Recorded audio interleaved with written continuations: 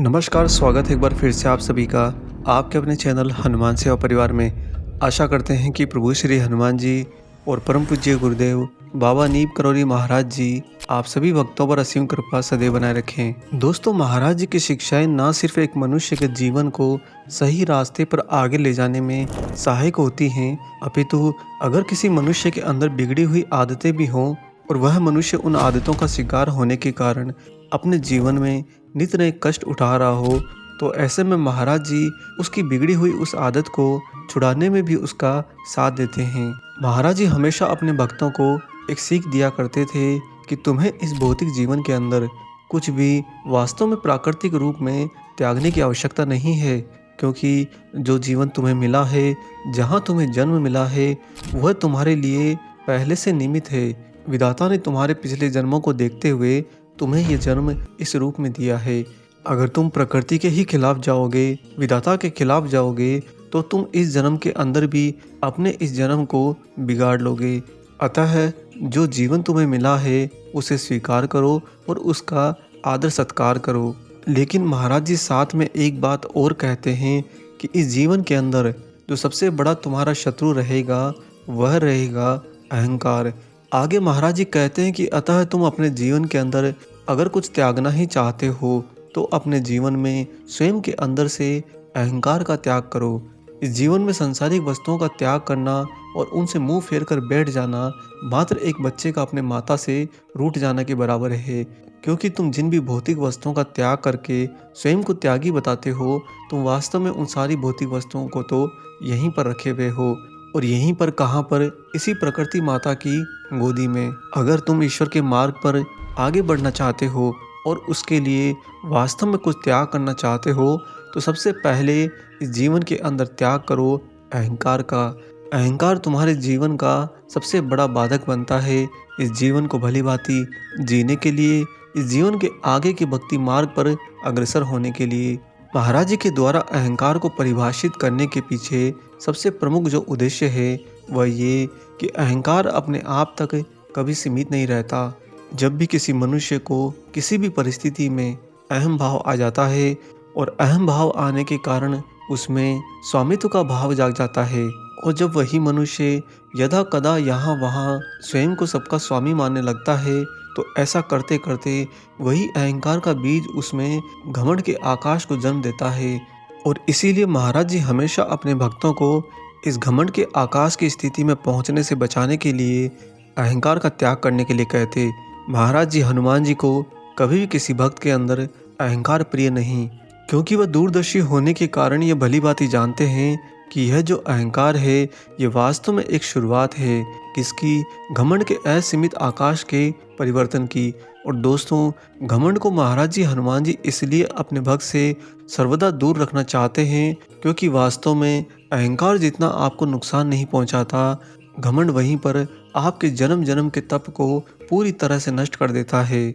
आप महाभारत को ही ले लीजिए। महाभारत काल के अंदर घमंड ने अनेक शक्तिशाली राजाओं के जीवन में तबाही ला दी और उनका सब कुछ नष्ट हो गया, जबकि वे बहुत ही तेजस्वी एवं यशस्वी राजा रहे हैं। दोस्तों, जब मनुष्य के अंदर अहंकार होता है तो उस मनुष्य को समझा बुझाकर उस अहम के भाव से बाहर निकाला जा सकता है, परंतु जब वही अहंकार का बीज वृक्ष बन जाता है और वह वृक्ष अपनी छत्र छाया के लिए घमंड के आकाश का निर्माण कर लेता है, तो ऐसी स्थिति में उस भक्त को वापस से लौटा लाना असंभव हो जाता है। और ऐसे काल में वह घमंड उसके लिए इतनी बड़ी सजा लेकर आता है जो वास्तव में ना तो ईश्वर चाहते हैं, ना हनुमान जी चाहते हैं, ना महाराज जी चाहते हैं। और ये सार हम आपको महाराज जी की ही एक सत्य घटना की व्याख्या के तौर पर बता रहे हैं, जिसमें महाराज जी के स्वयं के शब्द हैं घमंड के दंड के लिए। आज आपको बाबा की वही सत्य घटना सुनाते हैं। इस घटना को सुनने के बाद में आप भी अपने जीवन के अंदर कभी भी अहंकार को मत आने दीजिएगा, क्योंकि अहंकार किसी का सगा नहीं होता, वह वास्तव में आपको आगे ले जाकर घमंड के असीमित आकाश में धकेल देता है। आइए आपको सुनाते हैं महाराज जी की यह सत्य घटना। दोस्तों, वर्तमान परिप्रेक्ष्य में भी आपने कई जगह पर ऐसी घटनाएं सुनी होंगी कि लोग ईश्वर का, हनुमान जी का नाम लेकर, उनका सहारा लेकर चंदा इकट्ठा करते हैं और उस चंदे से अपनी ऐशो आराम की जिंदगी जीते हैं। कहने को और दिखाने को वे भगवान की भक्ति का सहारा लेते हैं, परंतु लोगों की भावनाओं से खिलवाड़ करके वास्तव में तो वे माया का आनंद लेते हैं। हम आपको महाराज जी की इसी सत्य घटना के द्वारा यहाँ पर यह भी बता दें कि ऐसे लोगों की दुर्गति बहुत बुरी होती है। देखने को वर्तमान के समय में वे बहुत ही आनंद का जीवन जीते हुए आपको प्रतीत होंगे और वहीं पर उनको भी स्वयं को इस बात का बहुत आनंद मिलेगा कि उनका जीवन कितना ज़्यादा सौंदर्यवान है, परंतु इसके पीछे जो प्रकृति का नियम छिपा है वह बड़ा ही अनूठा है। आगे उनकी दुर्गति तो राक्षसों, दैत्यों और पापियों से भी बुरी होती है।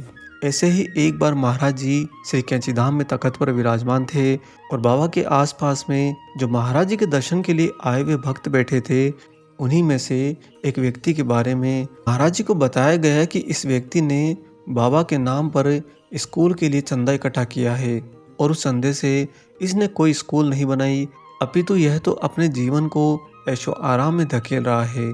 क्योंकि लोगों का महाराज जी पर बहुत ही ज़्यादा विश्वास था और बाबा की कृपा पाने हेतु अपने जीवन के अर्जित धन में से लोग उस स्कूल के नाम पर चंदा भी दे रहे थे। वह व्यक्ति जिसने यह दुस्साहस का कार्य किया था, वह वहीं पर कुछ दूरी में अन्य भक्तों के बीच में बैठा था।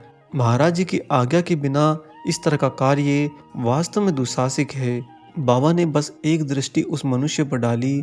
महाराज जी की मात्र एक दृष्टि के कारण ऐसा दुस्साहस भरा कार्य करने वाले उस व्यक्ति की पूरी चेतना ही डामाडोल हो गई।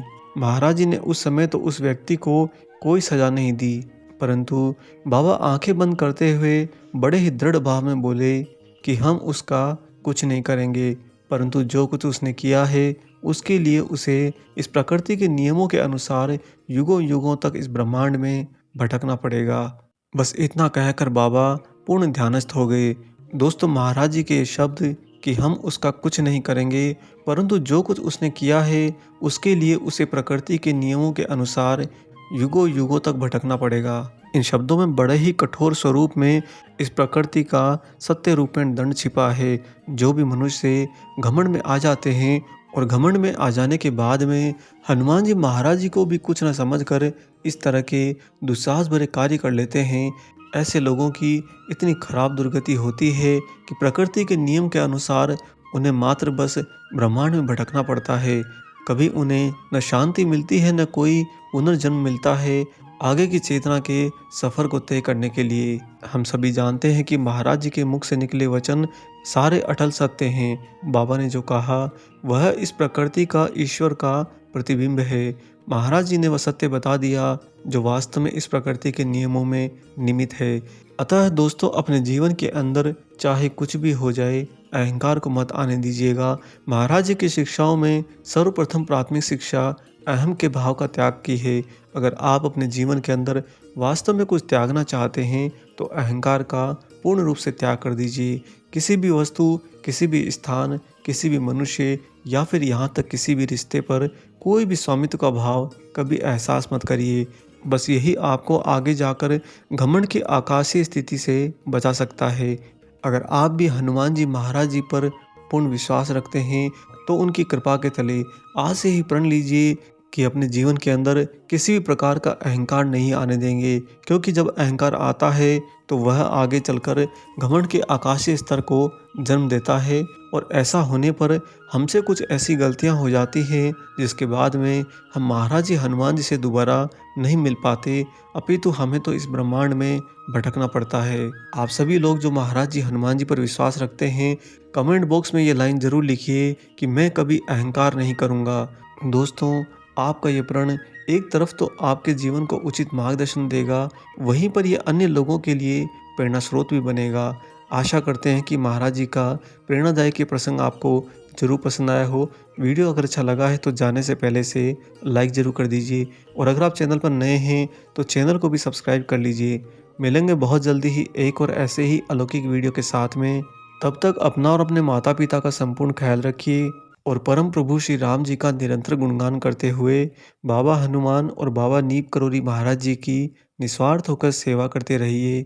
जय सिया राम।